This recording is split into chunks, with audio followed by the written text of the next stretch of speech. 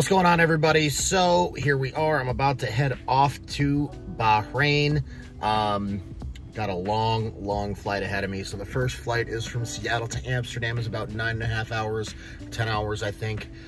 Cute little 7-hour layover in Amsterdam. That'll be fun.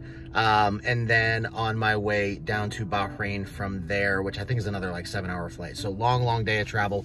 Should be great. I'm going to bring you some behind the scenes from the contest, do as much as I can while also still focusing on the show itself. So excited for you to see what the travel's like.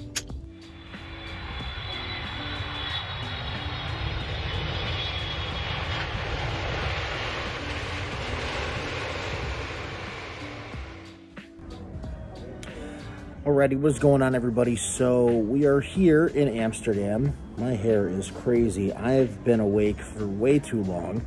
Wasn't able to sleep on the plane. Was just one of those days that I couldn't get to sleep.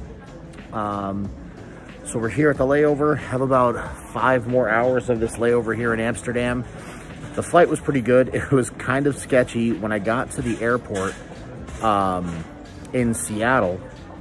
I didn't realize that I had to get a rapid COVID test done before checking in, and they would only accept them if they were within 4 hours. So fortunately had to get one at the airport, and I ended up making check-in just by 4 minutes. 4 minutes. So it was super close, but we got through. Wasn't able to get any food before getting on the flight, which is a total bummer, but we made it here to Amsterdam.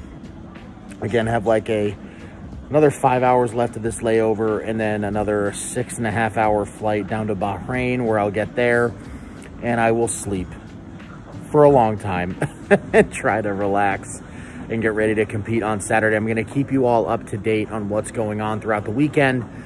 As of right now, I'm just going to chill out, relax, and try to get comfortable before this next long-ass flight. So, yeah, I'll check with y'all in a bit.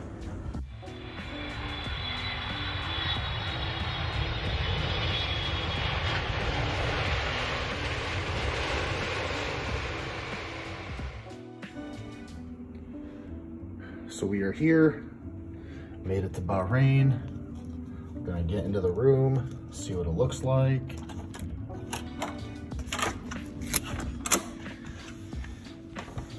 See if I can figure out how to turn the lights on.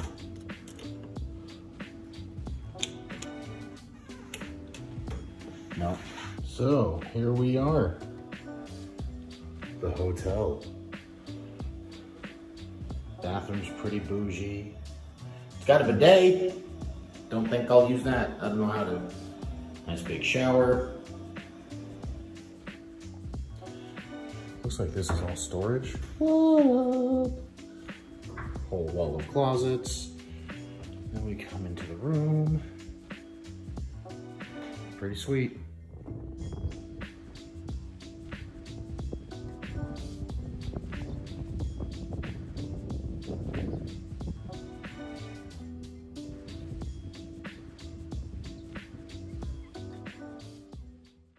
It's time for the moment you've been waiting for. And finally, the return of Rob Kearney. Injured last year, tore his tricep, he's back already. He's actually had a very quick recovery to be back for this. Only 5 months since he injured himself. So it's going to be interesting to see what kind of shape they're all in. He's actually a very good deadlifter. Well, here we go.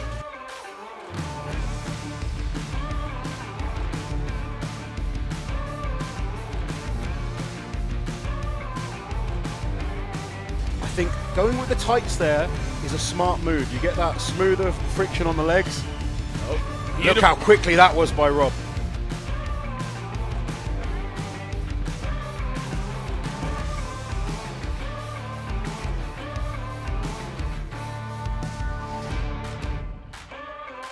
Look at Rob, he's just plowing through these lifts. Quick changes Already there. up to number 4. Breaks it off the floor. It's a lot slower there, but still a nice solid pull. Oh, and Luke.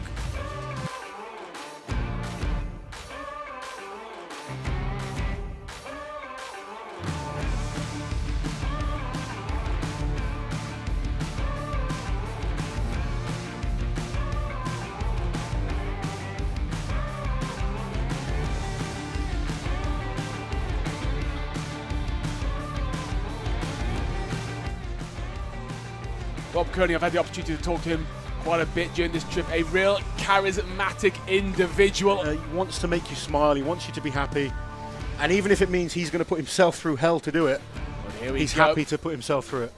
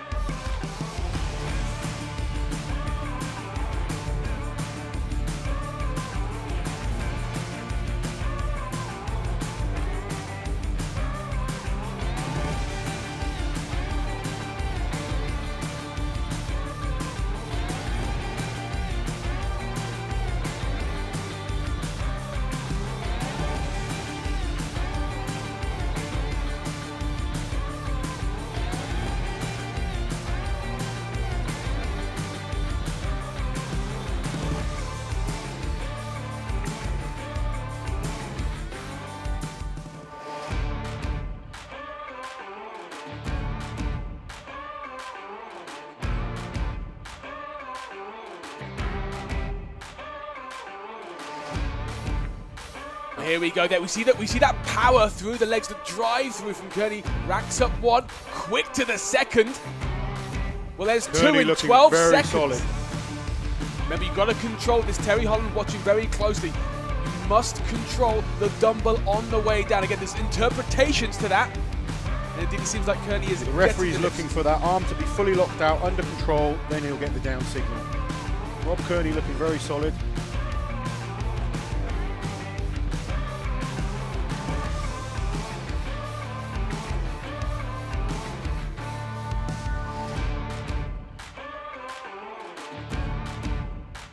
But you have to get yourself over it. Look at that explosive drive there. Through, beautiful technique there from Rob.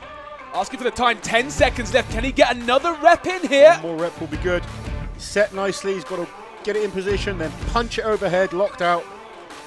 Great performance there by Rob Kearney. He'll be pleased with that.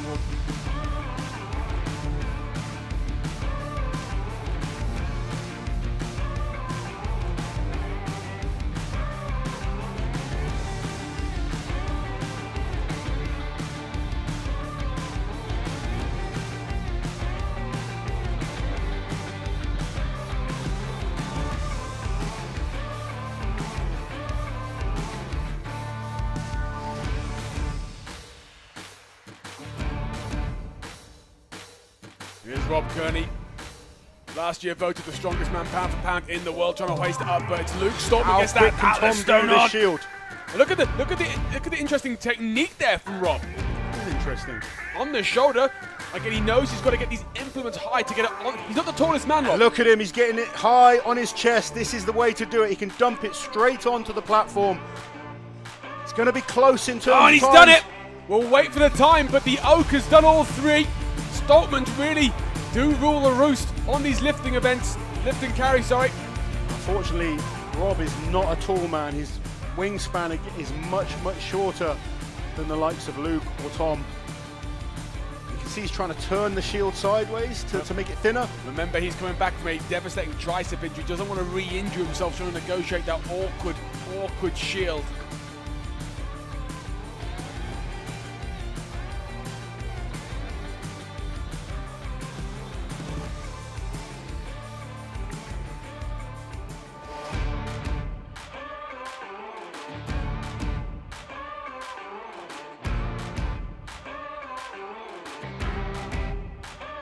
Going up against the charismatic Rob Kearney.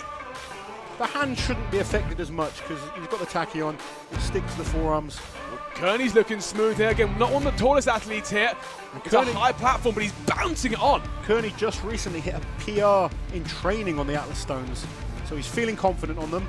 Again, one of the shorter athletes. Those platforms are much harder for him to lift to than, say, a Tom Stoltman. Well, now Ranyo just in the lead here. Rob, methodical. Rauner moving really well through the first six.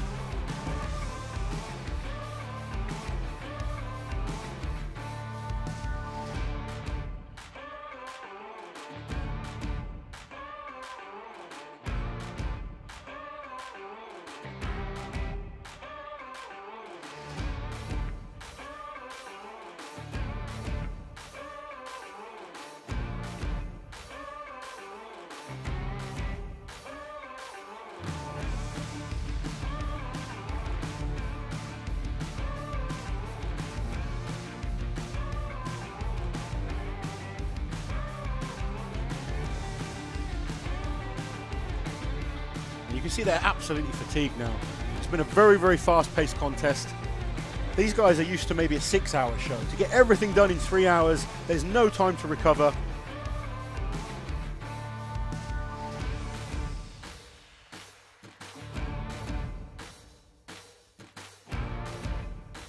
Rob Kearney, maybe not as far You down can see the the line. nasty scar there on his elbow. That is a nasty scar.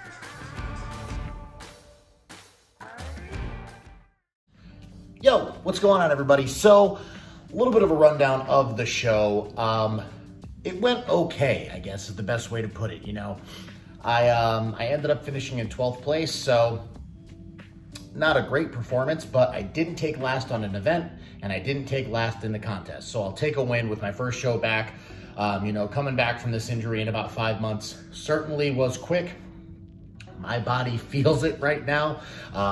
I am nowhere near competition shape, and it was very apparent. Looking back on the show, there are many, many things that I could do differently to have placed higher in the standings.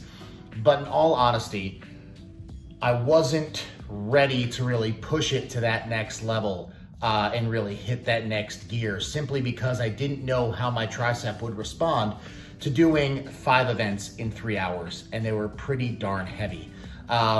You know, going through the events, the deadlift, pulled the first 4 pretty okay, and then unfortunately didn't pull the 5th rep. But, you know, looking at kind of the split times and everything like that, I may have gotten 1 or 2 more points, so it wouldn't have made that much of a drastic of a difference. The mystery event was an arm over arm flag hoist, so pulling a 75 kilo weight vertical 15 meters into the air. This event obviously lends itself to the bigger guys. So when you're heavier, have longer levers and a bigger reach, it's gonna make a pulling event like that much easier.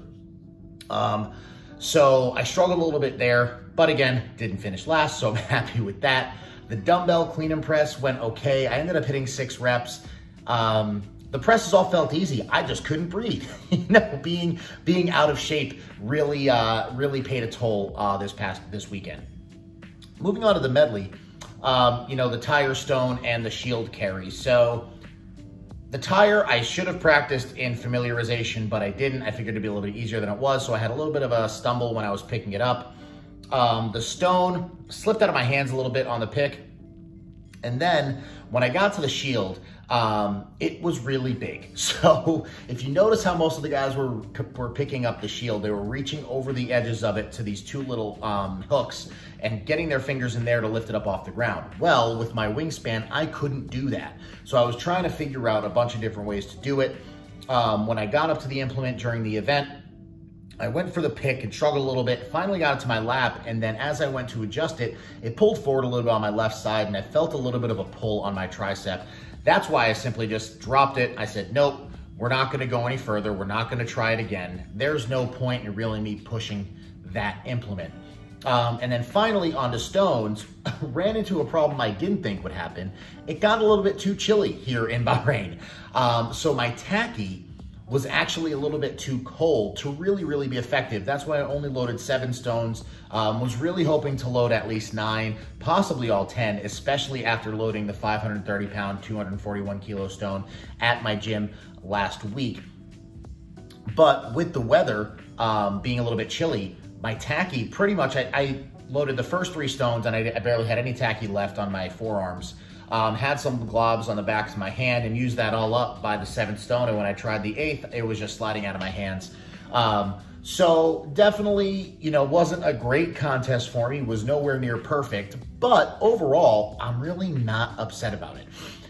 To me, I'm using this as a gauging point to where I need to go into my prep for World's Strongest Man, which is just a few months away. And it really does excite me, everyone. I am so grateful that I got to be able to come out here this weekend and compete with some of the best guys in the world. It really was just an amazing competition.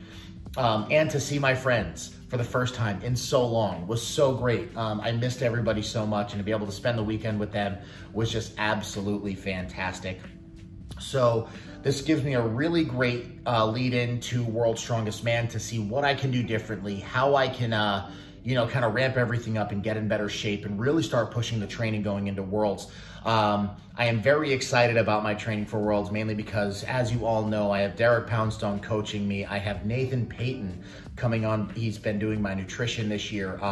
And I'm gonna be working with somebody on my conditioning as a conditioning coach. We have a big announcement for that coming up in a little while, so you will all hear that when it happens. I am so pumped about this. It's gonna be hard, but I'm really looking forward to putting the work in to bring the best package to World's Strongest Man in 2021 that I possibly can. My focus now is to really hammer this rehab on this tricep to get it firing like I know it can, really beef up that conditioning and start becoming the athlete that I know I am capable of and hitting these goals. A lot of people have talked about, you know, if I'm going to be going back for the American record, if I'm going to be going for the log record anytime soon. And, you know, to be honest, the answer is no. I think this injury put a lot of things into perspective for me. And it made me realize that records are amazing. And I've had the log record for almost 2 years now. And it's been absolutely unreal having that record. I never thought I would have that as such a little guy. But moving forward, I really want to start focusing on winning more trophies. That's really going to be my main motivator. I want to become a more well-rounded athlete. You know, in 2019, I just barely missed the finals at World's Strongest Man, and that was my #1 goal. At the Arnold in 2020, I wanted top 5, and I came in 6th. These World's Ultimate Strongman shows are massive. We have Vegas coming up in September and another one later in the year. So I am really going to be striving to get on as many podiums as possible and really working hard to show everybody the kind of athlete that I am. And coming off this injury really gives me that motivation to work that much harder and really push to get those trophies and get on these podiums. So I am so excited. This weekend was fantastic. Might not have been an amazing outcome, but I am so excited. It gives me a great outlook on the coming year, what I really need to work on to crush 2021 and have a great competitive year. So as always, thank you so much for the support. It was really amazing seeing everybody all over social media cheering me on. Thank you so much. It means the world to me. Please check out all my sponsors down below, because honestly, without them, this weekend wouldn't have been possible, and this, you know, career and this comeback wouldn't be there without them. I love you all so much. Thanks for all your support. And until next time, peace out.